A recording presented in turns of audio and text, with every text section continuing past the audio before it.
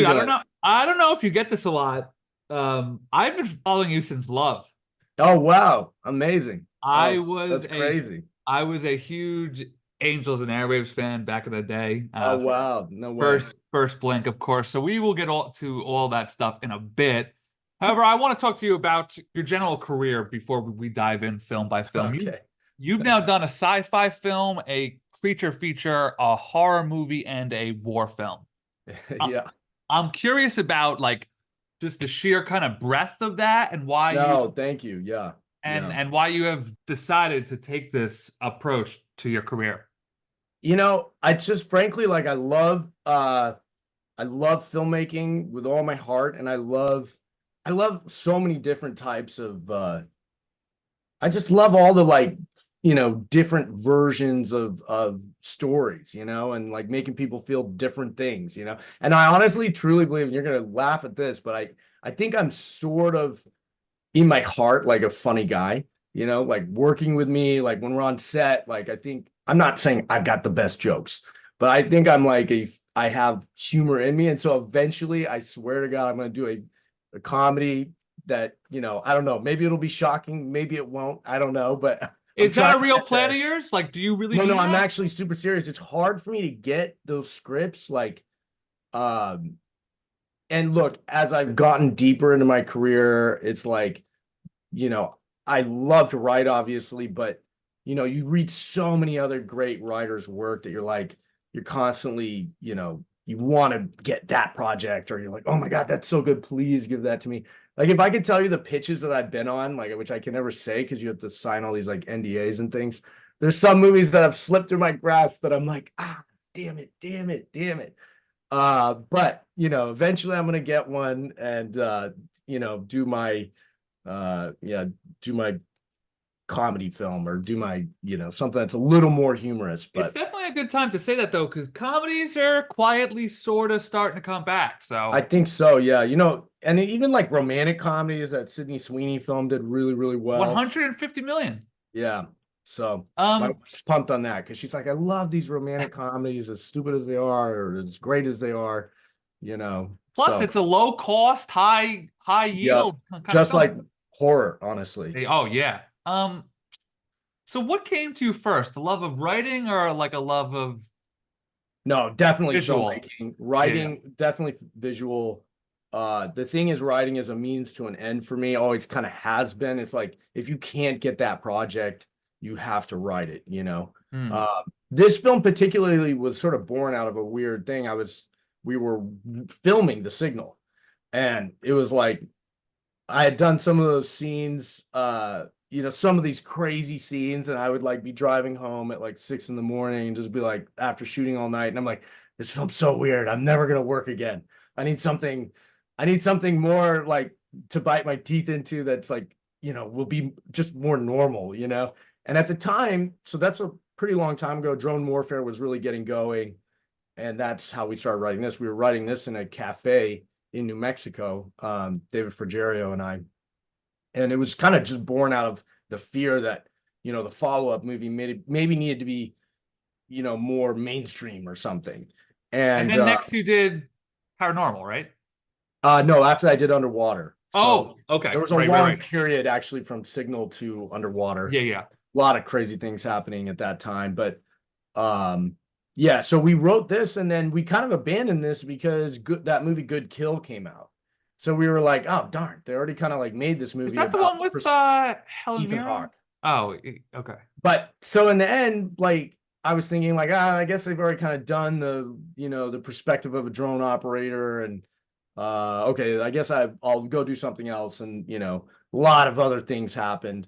And then, Good Kill was nothing like this film. And when it really came down to it, it was like that film really honed in on like the psychological aspect of being a drone operator. And what's so interesting on this film, we worked with all these drone operators, and they were like, yeah, it's not like that at all. Like you go through so many psych evaluations and so many things that like you're just doing your job, and you love the work that you're doing, as crazy as that work is. Um, and so yeah, we realized like through talking to like real drone operators and real JTACs that like, you know, it's people, by the time they get to that state where they're doing these like Delta things and secret missions, you are at some level of, mindset, if you will. Right. So, I mean, I would imagine it's hard to make a war film and not think of the war films that have come before. What are some No, absolutely, yeah. what are some of your touchstone ones, and did you work in any homages into your film, or the opposite? Do you try to go as unique and as new as possible? Yeah, I mean, look, my favorite war film of all time is Thin Red Line, without question. But at the same time, you're always trying to like do what you need to do for the type of film you're doing. And this film truly wanted to be a little bit more of a, 90s action thriller behind enemy lines. Like, Nailed it. you got nothing, but you got eyes in the sky, and that's your only weapon, really, you know? And, so in that regard, it was my favorite war film, Thin Red Line. It's like you can't really get into that. But it's in my photography genes. I think the soul of some of those bits is there. I think I have one glance up to some pretty trees in this, and nature as like this counterpoint to the madness that we as humans and people create. Like, it's still, I nod to it tiny, but just for me, really. Black Hawk Down, obviously huge. Ridley Scott, as usual, is always like my greatest, inspiration. Like, Yep. I forgot how stylized that movie was when I went back and looked at it. It was like, so hyper stylized. You have like these scenes that are just like all blue and all green, and Yeah. really cool stuff. Yeah, he was doing so much crazy stuff on that movie. He was like shooting like lights down into, mirrors, and having like bloomy, red stuff all over a room. But I'm like, okay, I can't go that stylized. It's But crazy to think he's that obviously an inspiration to my work as usual. So, it's nuts to think that he was 65 or something when he made that. Oh, oh, he's like I'm just 85 and he's still cooking. unbelievable. Yeah, Um, unbelievable. where did you guys shoot this? Because something I found about your films, since you built a space station in your driveway, I feel like you use setting very well. So, Oh, thank you. and that I struck think me. Yeah. I think I'm obsessed with tunnels. I started thinking about it on this film. I'm like, every single film I do, there's like tunnels in it, or mines or something. Mm. Literally Yeah, for paranormal. real. This film, I don't know what it is, but think like love. We got tunnels in the opening of that film. We got tunnels in the spacecraft. There's something I can't escape from being in these like little tubes. They just are like so. I don't know. Maybe I need to see a therapist or something, and they can talk to me about what's going on. But yeah, I love building these I don't tunnels. know if you want that answer. Yeah, it's true. Yeah, maybe that's too crazy. But yeah, I love building, maybe it's because it's just in my brain. Like, I love building sets. I love controlling like how, the shapes of like, the walls, and yeah, I'm not sure, but yeah, we shot in Australia. That explains it. Yeah, shot in Australia. Yep, yep. It was a tough time to shoot there because everything was being shot there because at the time, The COVID thing. Yep. the dollar, well, it was because the dollar was 66 cents on the dollar. Oh shit, I didn't know that. Wow. So your dollar went very far there. So everyone was there. Disney was all over the place. Huh. Everyone was there. I mean, it was crazy. We had to shoot our scenes that we built. We had to shoot them in a like below, like in an event center at like a horse racetrack. And so we couldn't shoot on days that there were big horse races. Yeah. So, it was just great. It's always something. And but it was wonderful shooting there. I mean, they do have a lot of weird bugs, and they have land leeches, which I didn't know about, but I quickly found out about. I was pulling leeches off my legs all the time. I'm not in any water. Is I'm that the first walking time? Is that the grass. first time that you had been there? Yeah, no, for Love, we did a small press tour in Australia. Oh, really? Okay. Wow. Yeah, I'd been able to go down there for that, but otherwise, I really hadn't spent any other time in Australia. So, So, Russell Crowe, man, is that like a pinch me type thing, or? you know, it was awesome. I'll tell you that. Like, we had almost gotten another thing going together that maybe someday we'll do called World Breaker, something else I wrote, but we almost got that going. It fell through. And when this kind of started to come to, I sent the script to him and he's like, no, I'm super busy right now, Will, but it's always great to be loved. And let me, I'll read it and I'll let you know. And then he actually hit me back the next day and he was like, man, I really, really like this. I like kind of like the questions it asks. I'm in. You pull it together, I'm in. So, I mean, that helps pull it all together. that's always how it works. It's like that's how the business is, it's like so fortunately through a small relationship I'd kind of gotten with him on something previously. I was able to make this sort of start to push forward. And he is so good, man. Like he never quits. It's like the craziest thing, you'll keep doing takes and you'll find one that you love and you're like, dude, thank you. So good. And he'll be like, William, please, 2 more takes. I promise it'll be 15% better. You follow him on Twitter? He just seems like such a larger than life personality. He seems like such a down to earth guy. No, he's awesome. He's so cool. I love him so much. Yeah. He works so hard. He respects hard work.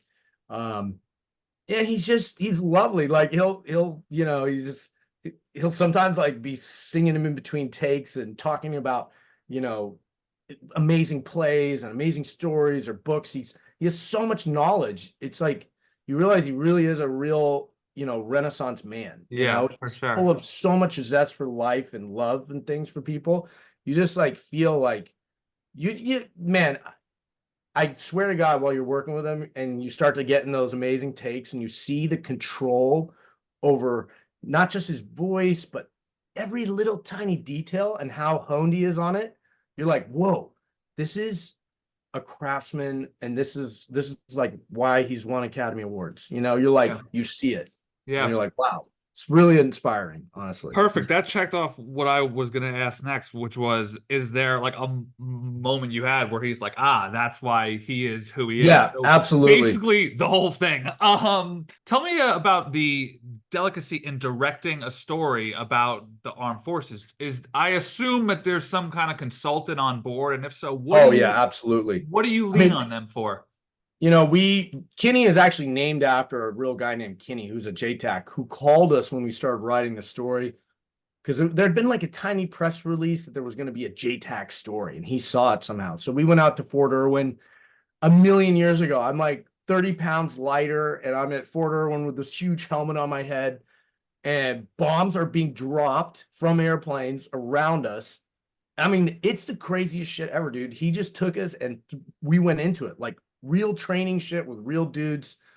We learned so much shit. We learned about like the difference between Marine JTACs and Air Force JTACs and met so many amazing people. And then at night, we were out there for like almost 2 weeks. And at night we would like go to Buffalo Wild Wings with the guys. And, it was just so cool. It was such an immersive world of like learning about these guys. So in the end, when it came to filming, we were able to get Kinney to come out and advise the guys. We had some amazing sort of retired, special operations guys who were advising. My little brother's in the military himself. And, we actually got a real drone pilot who had been working at Creech forever. And he came out and worked with Russell. So, there's plenty of Hollywood in the film, of course, but there's also a ton of actual realistic stuff that sometimes you're like, like the line, I'm Winchester, which means I'm out of ammo, and that's a testament to Russell actually right there. It's like you say the line because you say I'm Winchester, and everyone knows in the business what that means. I'm out of ammo, but nobody else really knows what that means. So Russell, he's so good where he'll be like, I'm Winchester, I'm out of ammo.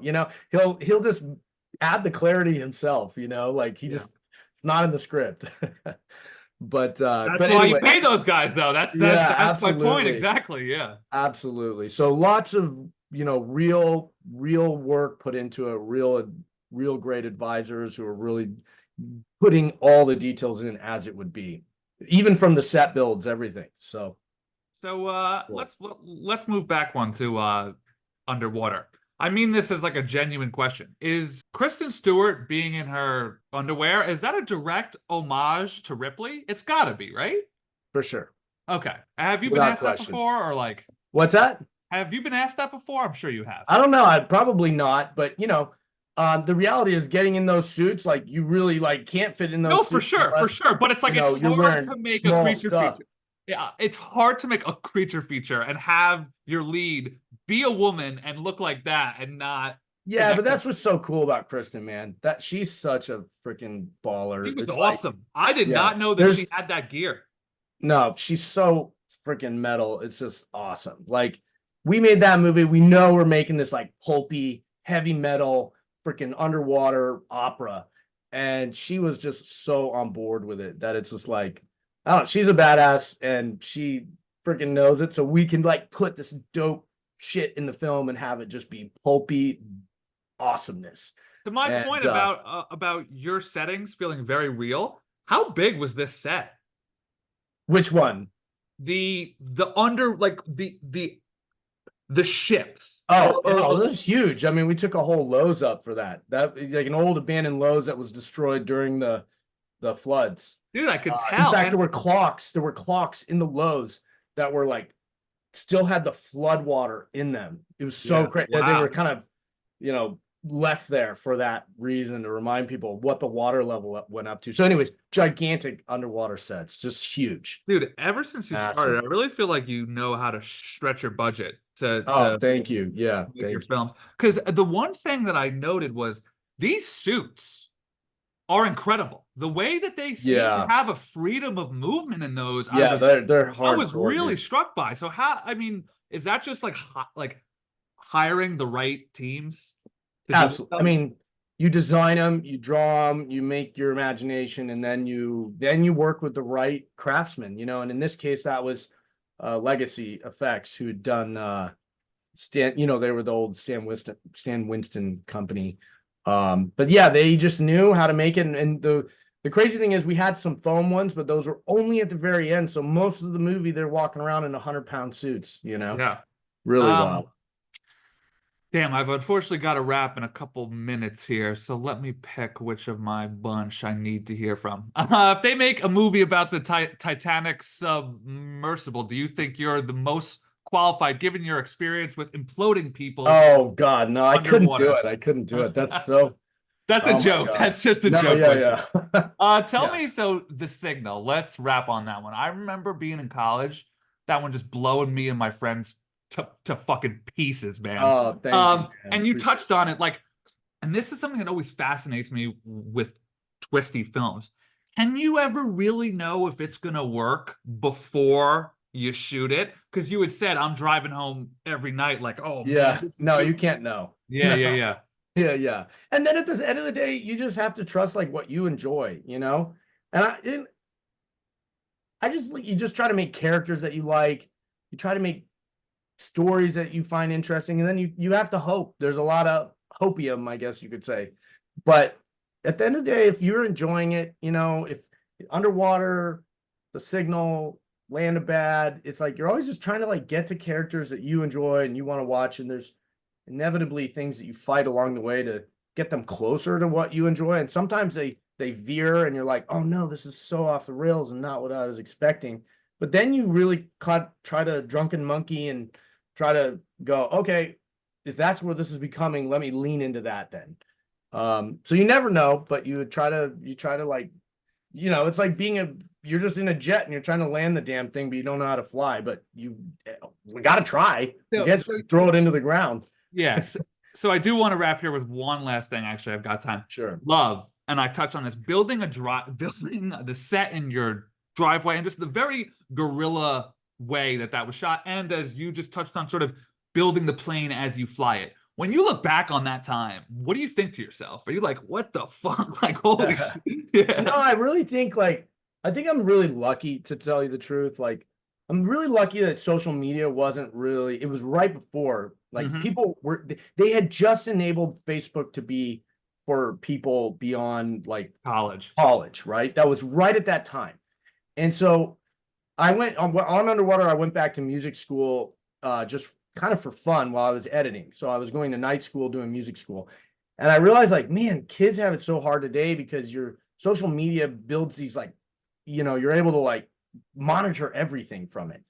And whereas like when I was making that set in my parents' backyard, I didn't know if this was the right way to do it or the wrong way to do it. I just had a story and I was going to try to tell it, and there was no social media saying, well, that's a dumb idea, or what are you doing? Or maybe now I could be like famous for doing that. I don't really know, but there was no it's so high concept distraction. too for a first film. Oh, yeah, I don't know what we were thinking, but but yeah, it's fortunate, my dad thought I was crazy, but then, you build it and you're like I'd be building during the day and at night I'd be like tweaking I didn't even have a script, I just had paragraphs.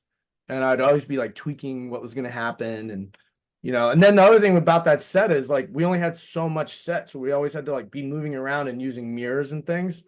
And so there was the puzzle piece of moving the set and then having that have to do with when he had a beard and didn't have a beard. And it was so crazy. Like I learned a lot about the orchestration of shooting and what orders to shoot in and all that jazz. But Yeah. Well, man, so like, anyway, yeah, that I've been following you since then. Seeing you, Paul, like, thank you. as somebody who wants to be on your side one day, seeing you just like literally forge your career out, what I feel is like very much on your own will is awesome. Not to make a No, bum of appreciate that. your You're name. too kind. You're And absolutely too kind. I really enjoyed this film. I didn't have time to get on the 2-on-2 knife scene. That was fucking sick. I'm psyched for people to see that, and I cannot wait to see what you do next, man.